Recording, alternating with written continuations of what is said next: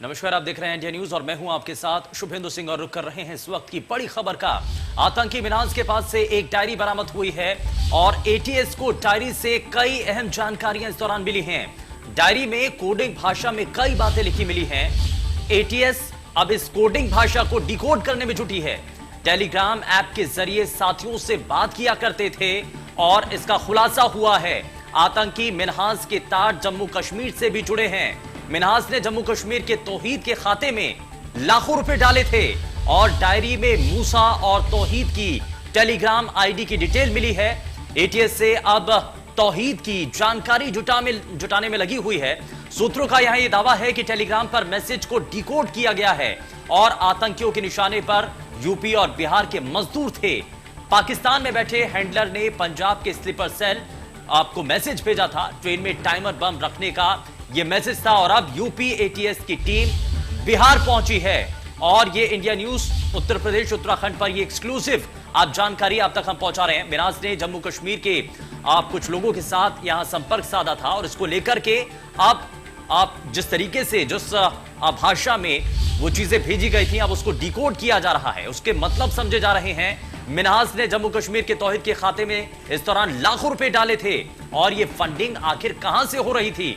Diary में मूसा और तौहीद की टेलीग्राम ऐप के जरिए यहां बातचीत हुई है और तौहीद की जानकारी अब एटीएस जुटाने में कोशिश रही है कि उसके बारे में कुछ हद तक जानकारियां मिल सकें।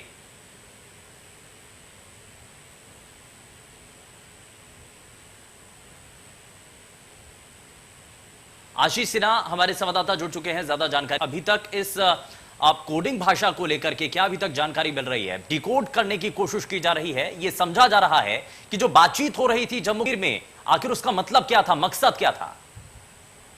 देखिए, मिन्हाज के पास से जो डायरी मिली है, दरअसल उस डायरी में कई सारी चीजें कोडिंग में लिखी गई हैं। अब जो एटीएस है उसको डिकोड कर रही है। डिकोड करने पर यह पता चला है कि टेलीग्राम ऐप के माध्यम से ये अपने साथियों से बात करता था। जो टेलीग्राम ऐप इसके पास से बरामद हुआ मोबाइल, उसमें से सारे जो डेटाज हैं वो डिलीट कर दिए गए थे। आतंकी मिन्हाज जो था ये जम्मू कश्मीर से भी इसके जो ताल्लुकात हैं वो भी लिंक उसके मिले हैं। मिन्हाज जम्मू कश्मीर के रहने वाले तौहीद के खाते में लाखों रुपए का इसने ट्रांसफर किया था। अब सवाल ये उठता है एटीएस के सामने ये है कि मिन्हाज ने ये ट्रांसफर क्यों किए थे? क्या किसी बड़ी साजिश को जम्मू कश्मीर के थ्रू अंजाम देने की जो कवायद है वो शुरू हो गई थी? वहीं जो आईबी के सूत्र हैं वो ये दावा कर रहे हैं कि टेलीग्राम पर जो मैसेजेस भेजे गए थे उनको डिकोड किया गया है। इस डिकोड में ये पता चला है कि एटीएस ने आतंकियों के निशाने पर यूपी और बिहार के मजदूर थे, ये एटीएस का कहना है। इतना ही नहीं, पाकिस्तान में जो हैंडलर बैठा हुआ है उसने पंजाब के स्लीपर सेल को ट्रेन में टाइम बम रखने का मैसेज भेजा था, ये दावा किया जा रहा है। अब यूपी की जो एटीएस की टीम है वो बिहार पहुंची है, यानी एक बड़ी जो यहाँ पे लिंक्स हैं वो मिलते नजर आ रहे हैं। हालांकि अभी सभी जो लिंक्स है वो टुकड़ियों में है। जब इन सभी टुकड़ों को एक साथ जोड़ा जाएगा तो जब चेन बनेगी तब हो सकता है कि कई जो बड़े खुलासे हैं वो सामने हमारे आए। आशीष जी, इस दौरान लाखों रुपए यहां जम्मू कश्मीर में भेजे गए थे, तो इस फंडिंग को लेकर के ये माना जा रहा है कि इतना पैसा आखिर कहां से आया? कहीं ऐसा तो नहीं कि पाकिस्तान या किसी और दूसरे देश की तरफ से यहां फंडिंग की गई हो, पैसा इनको उपलब्ध कराया गया हो? देखिए, यही जानकारी जो है वो एटीएस जुटाने की कोशिश कर रही है कि आखिर इनको जो फंडिंग थी वो कहां से इनको प्रोवाइड कराई जा रही थी और जम्मू कश्मीर में फंड को ट्रांसफर करना। एक और अहम बात जो एटीएस के सूत्रों से पता चली है कि जो हथियार बरामद हुए हैं इन आतंकवादियों के पास से, वो हथियार दरअसल लखनऊ के ही रहने वाले एक जिस व्यक्ति का क्रिमिनल रिकॉर्ड है, यानी जो गैंगस्टर है, उसने इन्हें ये हथियार उपलब्ध कराए थे। सूत्र ये भी बताते हैं कि उसे फिलहाल एटीएस ने गिरफ्तार कर दिया है और उसकी पूछताछ जारी है। अब एटीएस ये जानने की कोशिश कर रही है कि इनके साथ और कितने लोग थे, इन लोगों ने और कितने लोगों को प्रभावित किया, जो योजनाएं थी और क्या योजनाएं थी, क्योंकि अभी जो मैप्स हमें इन्हें एटीएस को बरामद हुए हैं वो यूपी के थे। क्या यूपी के बाहर भी एक बड़े प्लानिंग की इनकी साजिश थी? ये जो तमाम जानकारियां हैं ये पूछताछ में धीरे धीरे चीजें निकल कर आएंगी, क्योंकि अभी केवल 48 घंटे पूछताछ के हुए हैं, इसलिए इंतजार करना होगा कि और ये आने वाले समय में क्या राज उगलते हैं। लेकिन इसके जो सूत्र हैं वो ये भी बता रहे हैं कि कल देर रात जब इनसे पूछताछ की गई थी तो बहुत सारे सवालों के जवाब ये जो थे वो ना में दे रहे थे, यानी वो बताना ही नहीं चाह रहे हैं। एटीएस के सूत्र ये भी कह रहे हैं कि जो मिन्हाज हैं ये कॉपरेट बिल्कुल भी करने के लिए तैयार नहीं है, यानी कुल मिलाकर बोले तो ये एकदम जो कार्रवाई है उसमें साथ नहीं दे रहा है। यही वजह है कि जो रिकवरी की रफ्तार है या दस्तावेज बरामद करने की रफ्तार है वो थोड़ी सी धीमी है। हालांकि एटीएस की तरफ से कोशिश यही की जा रही है कि इनके मुंह जल्दी से जल्दी खुलवाए जा सकें ताकि और ज्यादा जो सबूत है वो बरामद किए जा सकें।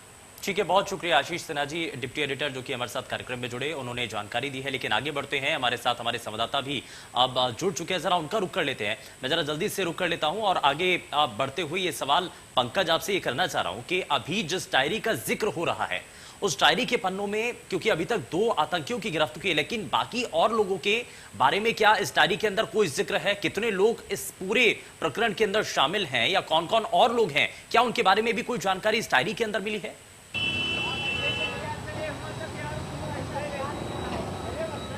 जी बिल्कुल, आपको बताना चाहूँगा कि जो डायरी मिली है, डायरी में अहम जानकारियाँ मिली है जो कि कोडिंग भाषा के तौर पे लिखा हुआ है, जिसको कि एटीएस ने डिकोड कर दिया।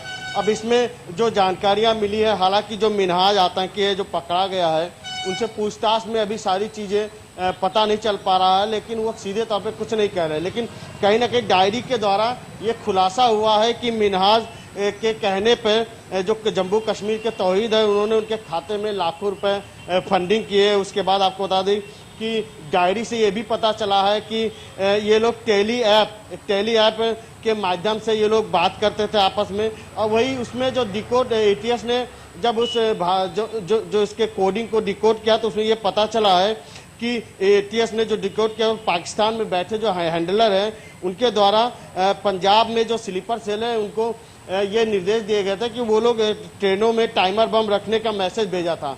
लेकिन अब उसके बाद फिर अब ये सारी जानकारी मिलने के बाद अब एटीएस बिहार तक पहुंची है कि कहीं ना कहीं इनके जो तार हैं वो कहीं और भी तमाम सारे मिल रहे हैं। आपको बता दें कि तमाम ऐसी जगह है जो डिकोड किया गया तो तमाम इनको जानकारियां मिली है कि इनको जो विस्फोटक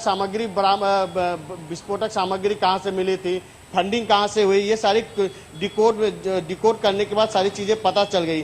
फिलहाल अभी एटीएस पूरी गहनता से इसकी जांच कर रही है। हालांकि मिन्हाज से पूछताछ में बड़ी कठिनाइयों का सामना करना पड़ा है क्योंकि वो आतंकी है और आतंकी इतनी आसानी से कुछ भी कहने को तैयार नहीं रहेगा। लेकिन एटीएस ने बहुत बड़ी सफलता हासिल की है,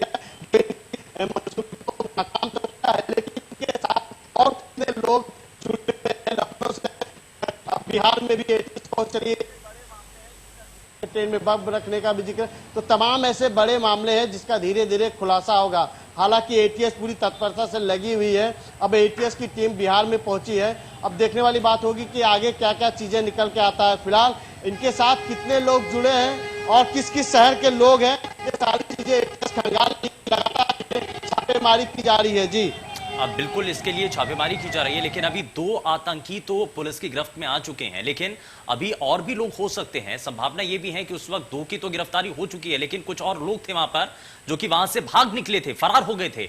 उनके बारे में अभी तक कुछ जानकारी मिली है पंकज?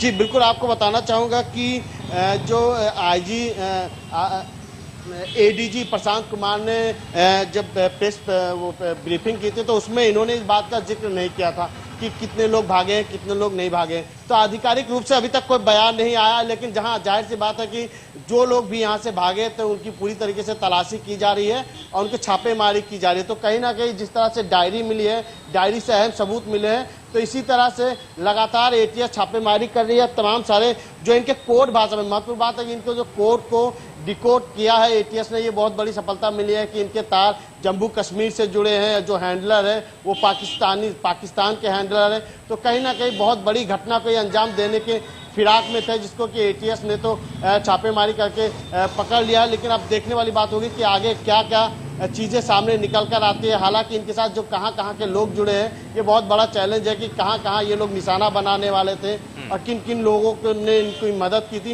ये सारी चीज़ें परत दर पर खुलती जा रही है। लेकिन अब इसमें कह पाना मुश्किल है कि अभी तक कहाँ तक ये लोग पहुँचे हैं क्योंकि जो राष्ट्रीय सुरक्षा दृष्टिकोण से एटीएस की तरफ से सीधे ये बताया गया कि अभी हम लोग कहाँ छापेमारी कर रहे हैं, हमारे पास क्या क्या लिंक है, क्या क्या चीजें, इस बात को हम बता नहीं सकते हैं। जी ठीक है, बिल्कुल ये गोपनीय और गुप्त तरीके से काम किए जाते हैं एटीएस के द्वारा। खैर बहुत शुक्रिया पंकज मंडल इस पर जानकारी देने के लिए।